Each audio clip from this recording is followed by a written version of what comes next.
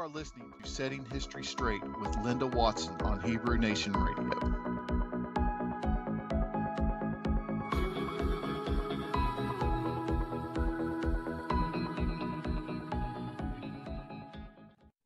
Okay, so we're going to cover the parallels between the crucifixion and Passover in Egypt. There's much meaning behind this week, and so we're going to discuss the meaning. We're going to discuss the parallels.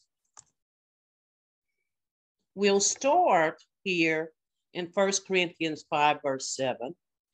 All right, 1 Corinthians 5, verse 7. This is a critical verse. It's talking about the week of unleavened bread, but it says, for even Christ our Passover is sacrificed for us. So the Messiah was the Passover, which means that he had to die at the right time. We're going to go through a little calendar thing here first. And some of you may or may not agree, and that's okay. But what I think the principles you're going to see, okay? So Leviticus 23, verse 5, in the 14th day of the first month is the Lord's Passover. So what do I learn from these two verses? I learned that the Messiah is representing the Passover, okay? He is the Passover. He is the sacrifice. He is the actual sacrifice, which meant he had to die on the 14th. Does everybody see that, looking at those two verses? Now, I know there's a lot of controversy because a lot of people think he died on the 15th, but this is not what it says here. Now, look at this verse, Exodus 12, verse 42. It is the night to be much remembered unto the Lord to bring them out of the land of Egypt. This is the night the Lord to be observed of the children of Israel. So he's saying the night to be much observed is the same thing as the Passover. It actually says that for verse 43, for the Lord said unto Moses and Aaron, this is the ordinance of the Passover. So he's saying here that the night to be much observed was the Passover. It is the ordinance of the Passover. So the night to be much observed, we know that that was the night that Israel was in Egypt was told that they needed to kill the lamb, they needed to clean it and eat it at night, and then right at the sunset, and then it says that they were to stay in their house all that night because the death angel would pass over at midnight. Whether you want to call it the death angel or the avenging angel or, whatever. They were told to stay in their house. And then sometime early that morning, the soldiers came and got Moses to go to see Pharaoh. And that's when Pharaoh said, look, you need to get the people out. So that would be the next morning that they would pack everything up. And scripture talks about how they walked from there to the area in Goshen, which is around Ramses, and they left out from there. So let's look at this calendar. This is the actual calendar here. And you see Passover is on the 14th, as we talked before, and I'm going to prove this calendar to you. And you're going to go to Exodus 16, verse 1, and said, it took their journey into Elam, and all the congregation of Israel came into the wilderness at Sin, which was between Elam and Sinai, on the 15th day of the second month after they departed out of Egypt. Okay, so the second month on the 15th day is going to be right here on this calendar. Do y'all see that? Now I'm going to prove it to you. So it says, the people complained. They complained about the just being short of food, and I guess they were just complaining about everything. So Moses said to them, now look at verse 8, and Moses said, shall be when the Lord gives you in the evening flesh to eat, and in the morning bread to be full. So he's saying really around sunset on that day, because it doesn't mention them next day. It says that the evening. So I'm assuming that he spoke on the 15th, and that it's really hard to really pin that down. But if he spoke on the 15th and he was telling them that in the evening would have been the 15th, they would have had the quail that night, and the next morning would have started the manna. Okay. Now, I've observed the right to be wrong on this. So I could be wrong, but I mean, just looking, basing on what we've already kind of know. And then we are told that they had manna for 6 days. And on the sixth day, they were told to actually take double manna, right? They were to take a double amount of manna, because the Sabbath was coming the next day, which would have been the 22nd. So manna would have started on the 16th on a Sunday. They would have done double on Friday, which was the 21st. And on the 22nd was the Sabbath. Well, if you know those dates, all you have to do is plug them into the calendar. All you have to do is plug them into the calendar, and you can see exactly where Passover is. Passover was on a Wednesday. According to the calendar that I'm using here, this is the way it's looking to me. This is the way it's looking, that if I just count backwards, I come up to Passover being on the 14th on a Wednesday. No, just counting it backwards. That's all I'm doing, is counting it backwards. You see how I started on the 22nd, and I made the assumption it was a Sabbath only because they had to eat manna 6 days. And then on the 7th day would have been the 22nd, which would have been the next Sabbath. So they ate manna 6 days. On the 6th day, it says that they got double manna. And then the next day would have been the Sabbath. And he told them that. They collected all the manna, and they came to him, and he said, tomorrow is your Sabbath day. And you should also notice that he didn't say tonight is your Sabbath day. He said tomorrow is your Sabbath day. So interesting. What I'm going to try and do is draw a parallel between what was going on with the Messiah and what is going on here in Exodus. Okay. So, and like I said, it's very easy. If I plug in the second month, 15th day on the Sabbath, all I have to do is count backwards with the calendar, and I can see that Passover falls on the 14th. Okay, now, and that's assuming that the second month, 15th day was the Sabbath. And the reason I made that assumption is because there was 6 days I was told that they would eat manna. And then on the 22nd, that would be their Sabbath. So that's why I'm drawing that analogy. Now let's go on here, and now let's get to this. And then it says that on the first month of Abib, keep the Passover unto the Lord. And the month of Abib, the Lord thy God brought thee forth out of Egypt by night.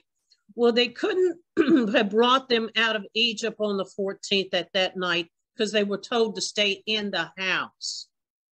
They were told to stay in the house, not to go out that night, because the death angel was passing over. So they couldn't have left that night, no matter how people try to fix that so that it works that way. Moses, remember, had to go see Pharaoh that morning and come back and then tell them, and then they had to pack up all their stuff. They couldn't have left that night. And so the next day, and then it talks about how they went to get Joseph's bones, and then it says they left out at night, which would have put them going out at night on the 15th. Do y'all see that? Which would be perfect, because the 15th, you see, would be the first day of unleavened bread. And they wouldn't be walking out on the holy day. They would be walking out at night after that holy day basically was over. Now, then scripture says they journeyed from Ramses, which is where they left. They left out of Ramses. They all met up at Ramses, and they went to Sukkot. And it talks about how many people actually went out. 600,000 men. So they only counted the men then plus the children. So this is really saying that by the time Friday night came, they were in Sukkot. Sukkot has to do with tabernacling, and that's really interesting because that's symbolic that they tabernacled with God they arrived there on Friday. They did not know about the Sabbath at this point, but Moses did.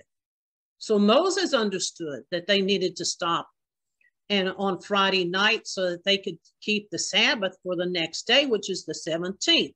Now, watch this because this is going to be really interesting because they would have stayed on the 17th. They wouldn't have moved Saturday night, although they could have, but they didn't seem to move Saturday night, and I'm going to prove that to you. All right, so here we go. So the children of Israel removed from Ramses and pitched at Sukkot. Sukkot represents the Feast of Tabernacles. Y'all know that. It also represents the millennium. So it represents them coming out of Egypt and going into the millennium. Now it says, it came to pass that at midnight, the Lord smote all of the firstborn of Egypt and the firstborn of Pharaoh that sat on the throne upon the firstborn of the captives that were in the dungeon. Everybody that was firstborn was smote that night when the death angel passed through. I'm making a point here. And so on this Sunday, they are still at Sukkot on the 17th, which is the Sabbath. They're still on Sukkot on the 18th. Now notice this, how interesting this is. Now at midnight, they killed the firstborn. The firstborn were killed. Now Exodus 13 verse 2, sanctify unto me all the firstborn. They're explaining in detail what happened. So if you're reading Exodus 12, 13, 14, it's actually telling you the actual journey of these people. It's really telling you the journey. So he's telling you he sanctified all the firstborn of Israel, and that included the cattle, and that included the children, and the firstborn of the families. All of them were brought up for a special ceremony on Sunday morning and dedicated those firstborn. Now, then it tells you right after they did this, okay, this was in verse 12 and 13. In verse 20, now they're going to journey from Sukkot to Etham. So do you see how this is showing you the journey of these Israelites that are there moving, but they stayed in Sukkot and they did this sanctification for the firstborn. And the reason that's important is because the Messiah would be in the grave. He would die on Wednesday, the same as the children of Israel had Passover on the 14th on a Wednesday. The Messiah died on a Wednesday. He would have been in the grave Thursday, Friday, Saturday. He would have been rose Saturday night. Sunday morning, Mary Magdalene comes and he says, don't touch me. Now let's look at those verses because there's a parallel here between the firstborn being dedicated on a Sunday morning and the Messiah being raised up on the Sunday morning also. So, I mean, there's a parallel. So in other words, at the same time that they're blessing the firstborn and setting them aside, and you know, Jeremiah tells you that Israel, you are my firstborn, and Ephraim, you are my firstborn. And it tells you that, it tells you many places. I think it even says, Jacob, you are my firstborn. It's telling you who the firstborn is, okay? And it says that those will be really meaning the first ones called. Okay, that's what it's really talking about, is a calling of these people. Now, if you're looking at this, then you're seeing what I'm talking about here, that this event parallels to the Messiah being being resurrected and actually going before his father on that Sunday because he told Mary Magdalene, don't touch me. I haven't ascended yet to my Father. So it must have been really early in the morning, gave her that witness, and then he ascended to his Father. And then later on that day, it talks about how he's walking and he meets Thomas and several of the other apostles. They didn't even know who he was, right? So, and he was allowed, people were allowed to touch him then because he said, feel in my wound where where I was actually crucified. And so they could actually see that it was him, you see. So he was allowed to be touched then, but he couldn't be touched before he had ascended to his Father. And that's what he's telling them. And that lines up perfect with scripture because it says, just like Jonah was 3 days and 3 nights in the whale's belly, so that will be the only sign I give to these people that I am the Messiah, that I will be 3 days and 3 nights. It actually says in the heart of the earth. Now, some people believe that he left out and went and prophesied to people, the fallen angels or, whatever, I don't know. But I do know that that's actually possible, but it does say he died and was in the earth. He wasn't resurrected until that Saturday night because just 3 days and 3 nights would have been up. And then Sunday morning is when he was seen and he ascended to his Father at the same time in the Exodus that they would have been the same day they would have been dedicating the firstborn. So let's go on and let's see those verses here. So Matthew 12, verse 36, and a certain scribe and the Pharisees answered and said unto the master, we shall see a sign from thee. And he answered and said, an evil, adulterous generation seeks after a sign, and there is no sign to be given except the sign of the prophet Jonah. So verse 40, and Jonah was 3 days and 3 nights in the belly of the whale. So is the Son of Man 3 days and 3 nights in the heart of the earth. So he's basically saying that it would have been 3 days and 3 nights. So if we know that was the first day of the week that he was seen, then it's just simple math to subtract 3 days and 3 nights backwards, and you come up to Wednesday, which would have been the same identical time frame as the Exodus and in the Passover story. It's the same identical time frame. So now, and when the Sabbath was passed, Mary Magdalene, that would have been Saturday, Mary Magdalene, verse 16, verse 2, and early in the morning, the first day of the week, they came to the scepter and the rising of the sun, at the rising of the sun. So that was at daybreak. They would have been at the scepter on the first day of the week, and the angel that was there said he is already risen, which meant he had to have been risen Saturday night. So that would make more sense that he would be risen Saturday night. Now, do you see that first day is when she's talking to him and he says to her, don't touch me because I haven't ascended yet to my Father, because he's going to be the wave sheep offering. So John 2, verse 20, verse 17, and Jesus said unto her, touch me not, for I'm not yet ascended to my Father, but go to my brethren and say to them, I ascend unto my Father and your Father, and to my God and your God. So this was happening on the first day of the week, which I'm pointing to being the 18th on the Hebrew calendar.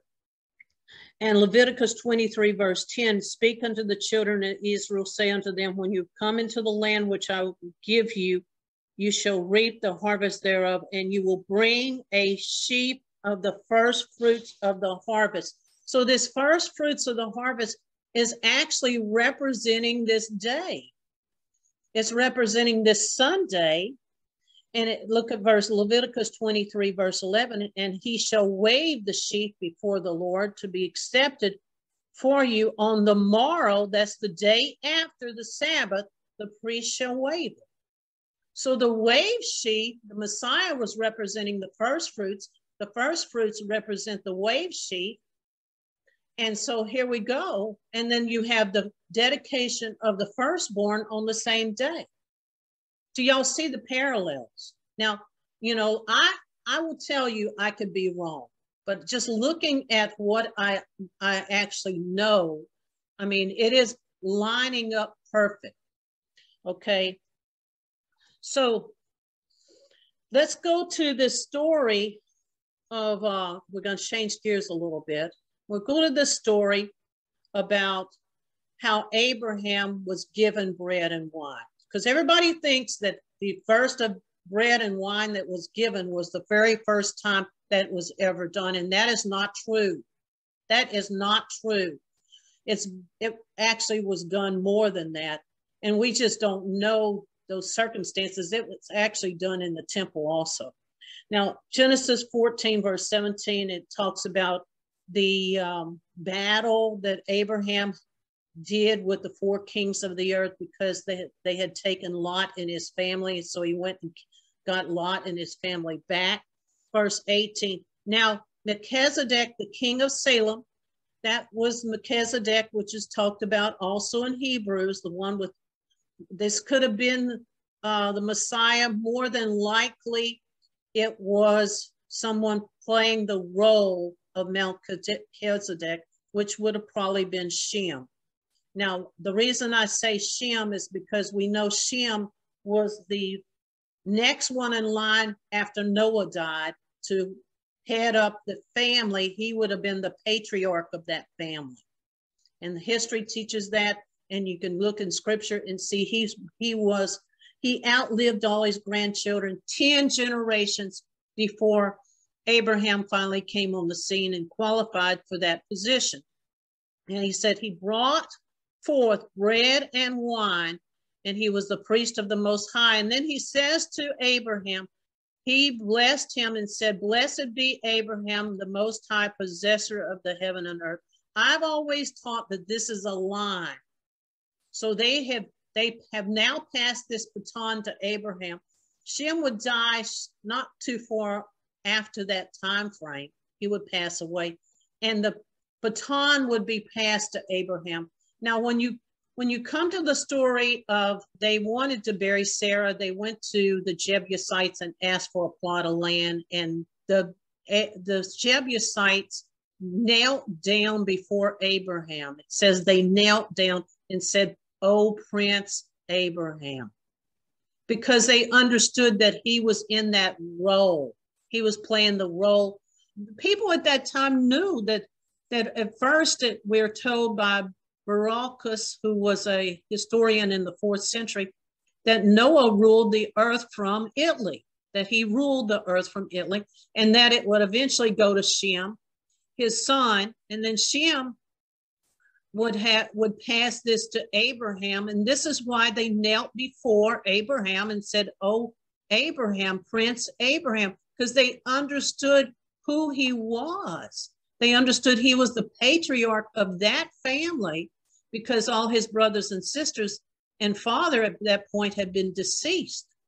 Now, so that is that story about how that is being passed down, and then Abraham would pass that down to his children. Now watch this. Now it's all done with a blessing, and it's done with bread and wine. In verse 27, verse 38, and Isaac answered, and this is the story when Jacob came and got blessed. He was blessed by Isaac, his father, and he was going to get the blessing from the family line. And notice what he says here. And Esau comes to his father and says, "Father, don't you have a blessing for me too? Don't you have a blessing? You blessed Jacob, but don't you have a blessing for me?" And this is what he told him. He said, "Behold, I have made him," that's Jacob, "thy Lord, and his brethren have I given to him for servants," that's you, "and the corn and the wine," corn is grain. That word, if you can look it up, it's grain. "And the corn or the grain and wine have I sustained him." So He's saying, I already gave the bread and the wine to your brother Jacob. That's what he's saying. Why? Because the bread and wine symbolize something. It symbolizes the pieces for the Passover. The Passover has to do with conversion. And so that whole week of Passover represented conversion. It has all kinds of meanings. It actually shows the same thing as the wedding feast also. It has so many meanings, but it has to do with the commitment and conversion. That's why it represented the marriage, because there was a commitment to your mate. And so that he was drawing an analogy between your mate and you committing to the Messiah. He was drawing that analogy. So this bread and the wine, do y'all see that, is these symbols that he's using for conversion. And so what Jacob was getting was, he was not getting more wealth than his brother Esau, because his brother Esau was just as wealthy as him. He was getting a different blessing, which would have been his family would be the first of the first fruits, which would be the people that would be called first. That was what the blessing was. And so when you fast forward into the New Testament, that was what the Messiah was doing with the disciples. Was that the only thing?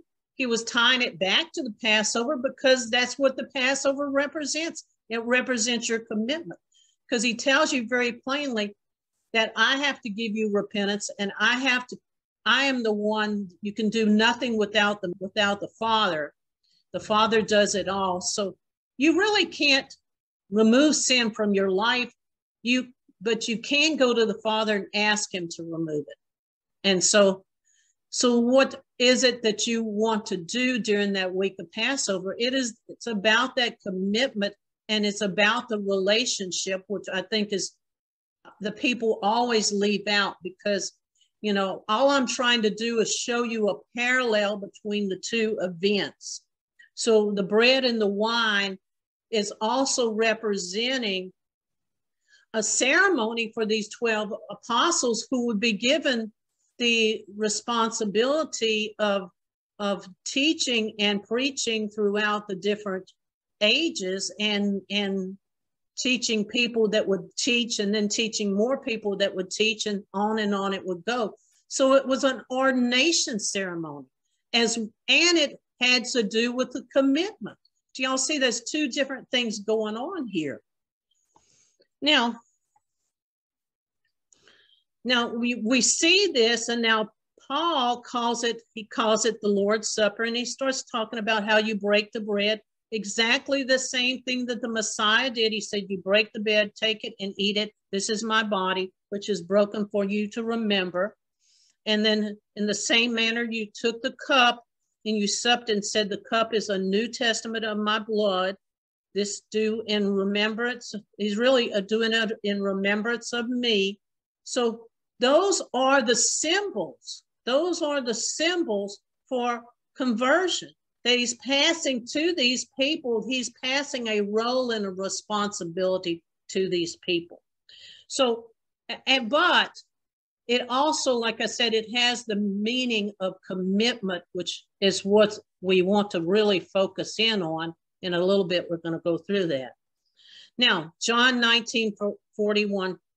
Now in the place where he was to be crucified in the garden, a new scepter wherein was never man laid. Okay. And then going on, I'm just laying the background here, 1942. There laid they Jesus, therefore, because of the Jews' preparation day. Okay, so they're saying that it was the 14th, which was the preparation day, that he died. Do y'all see that? And they laid him in the grave on the 14th. That's what they're saying. Because the preparation day was, he called it the Jews' preparation day, which led a lot of people to think it was the wrong. He couldn't have died at the wrong time, because if you think about the sacrificial system, they would have been killing the lambs at 3 o'clock in the afternoon. At least by 3, they would have started killing the lambs. So we know that he went on the cross at the 3rd hour, which was 9 o'clock. And he died at 3 o'clock in the afternoon. I didn't put those scriptures in there, but y'all can look those up for yourself. So he would have been paralleling, he'd had to be paralleling exactly what happened with the lambs, because he was taking the place of the lambs. So he would have died at 3 o'clock in the afternoon, just like they began slaughtering the lambs at 3 o'clock in the afternoon, around that evening sacrifice. Now, notice this, okay? In time, Passover that was at 9 o'clock in the morning would have represented the early sacrifice in the day, which would have been that first sacrifice that they did daily. In the temple, they did that daily sacrifice. They did it in the morning and then doing it in the afternoon. So he would have been representing Passover at 9 o'clock. 12 noon would have represented Pentecost, right? And then 3 o'clock would have represented actually atonement. So you would have had 2 sacrifices. You would have had the sacrifice at 9 o'clock, and you would have had a sacrifice of a lamb at 3 o'clock. He's representing both of those. That's why he was on the cross at 9 o'clock, and he was on the cross taken off the cross at 3 o'clock, or he dies at 3 o'clock. Took off the cross a little after that, right?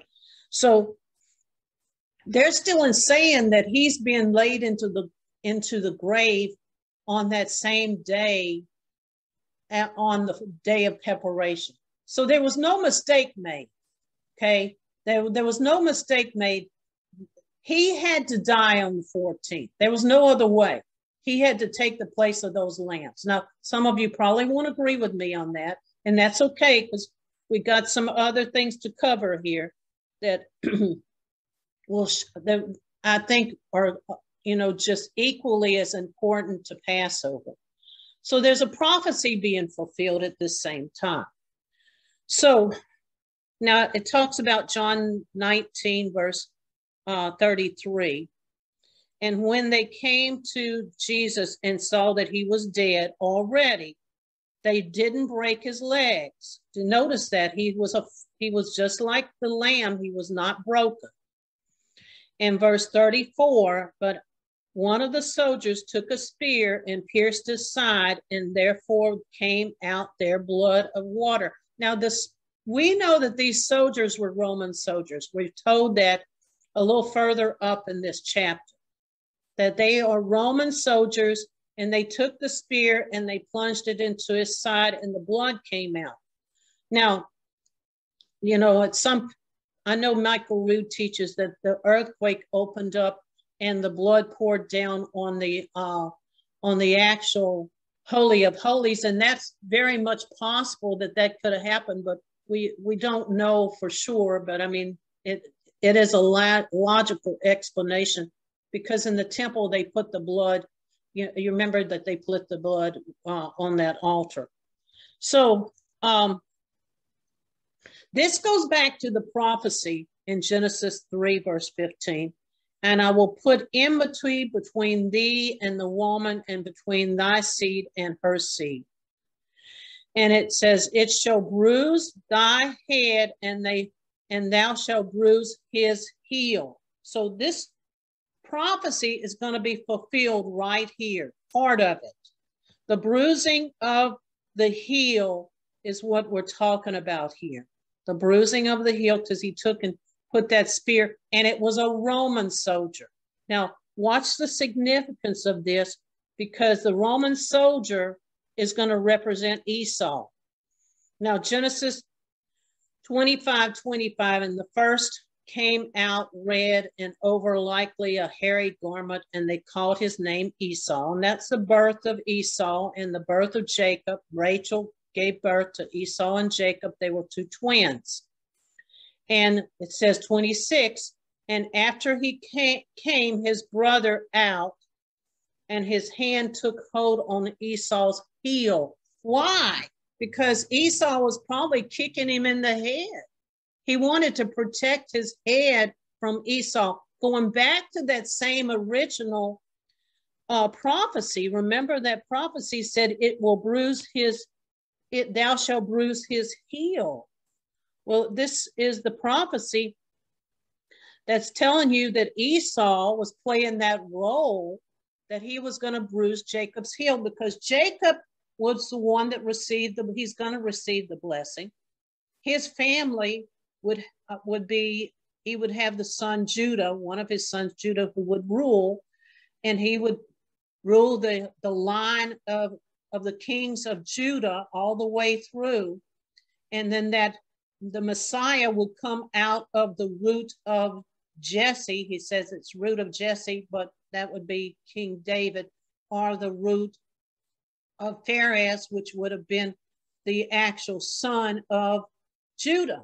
Okay, so this is where it's talking about that the Messiah is coming down through that line. He's coming through the line of Pharez, but he's the one that's going to be bruised. Okay, and so this is why Jacob is holding his brother's heel so he won't hit him and crush his head. Do y'all see that?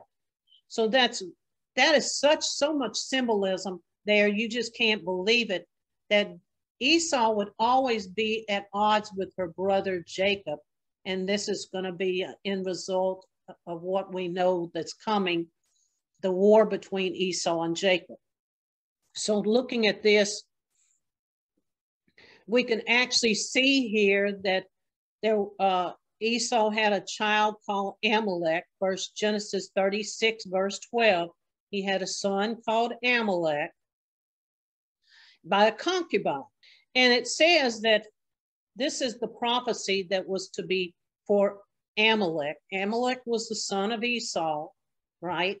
And he said, because the Lord has sworn that the Lord will have war with Amalek from generation to generation. So there was going to be a war between Israel and Amalek every generation. If you go through scripture, you see that they were always at war with the Amalekites.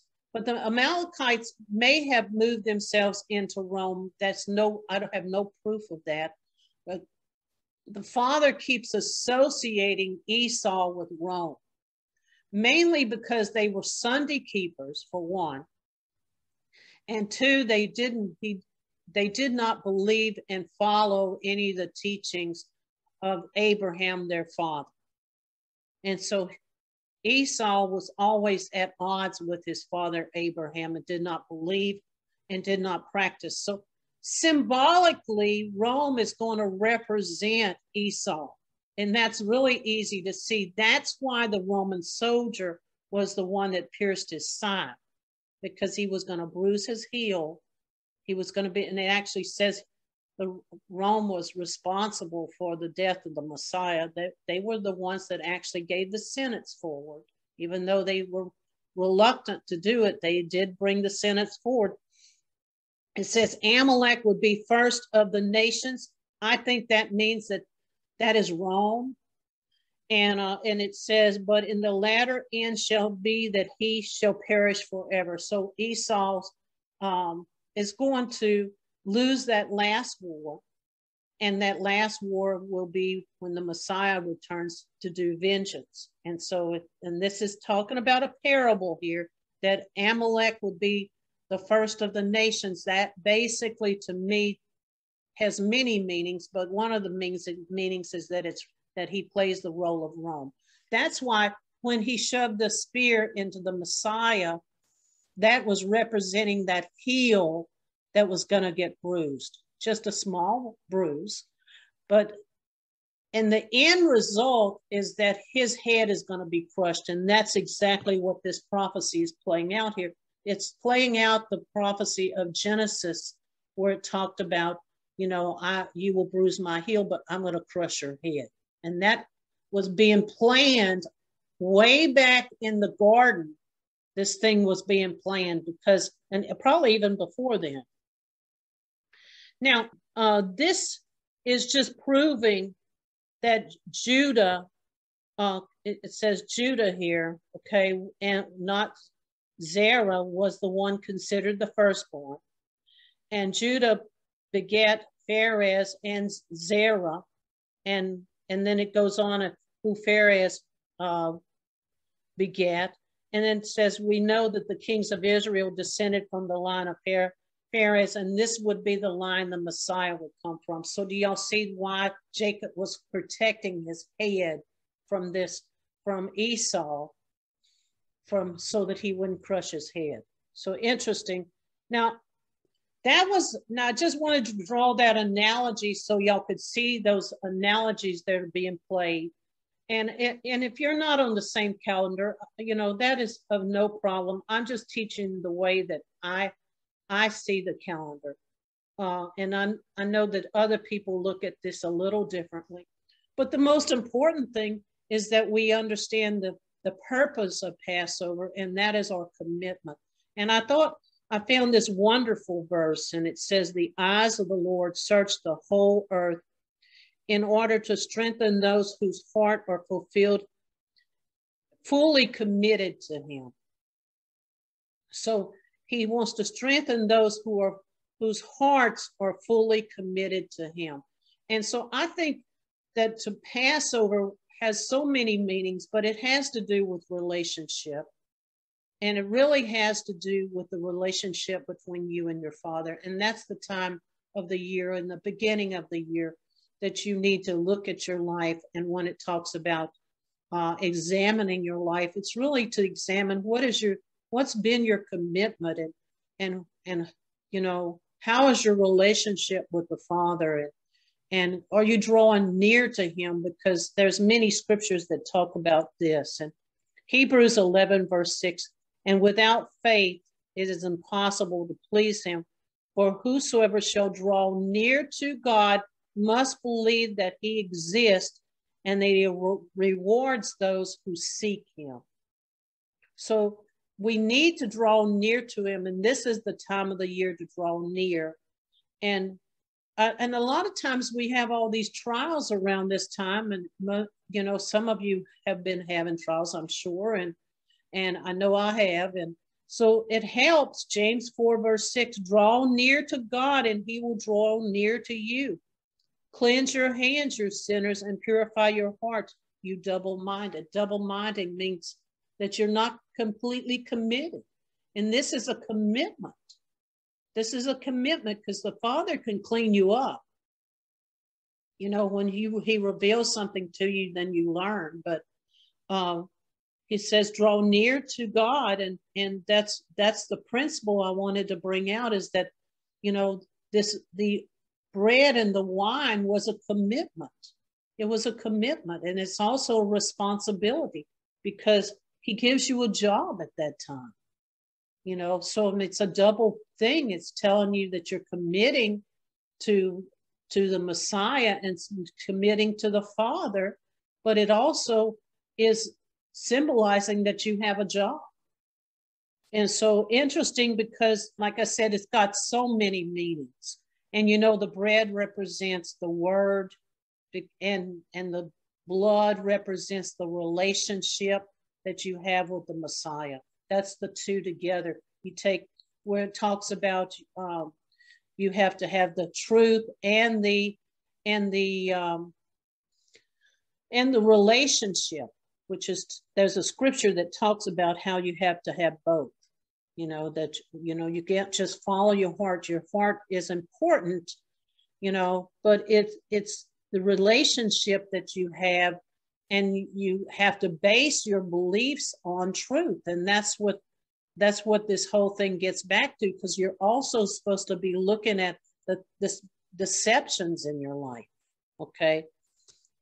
Now, Psalms 25 verse 4, make me to know your ways, O Lord, and teach me your paths. So this is the time to think about that. Let the Father teach me. Let the Father teach you. James 4 verse 3, and ask and do not receive because you ask wrongly to spend it on your passions. So we have to come to him in prayer, and we have to ask for understanding and for knowledge and draw close to him. Psalms 37 verse 5, commit your ways to the Lord and trust in him, and he will act. Okay, so that's a promise that we can hang on to. I mean, I think what I tried to do is just basically cover, I just basically tried to cover, some of the calendar, yes, but I really wanted to really just zero in on what the meaning of this is. And I'm just touching on the surface for the meaning, because there's much more meaning to the week of Passover than just what I've covered. It has much meaning.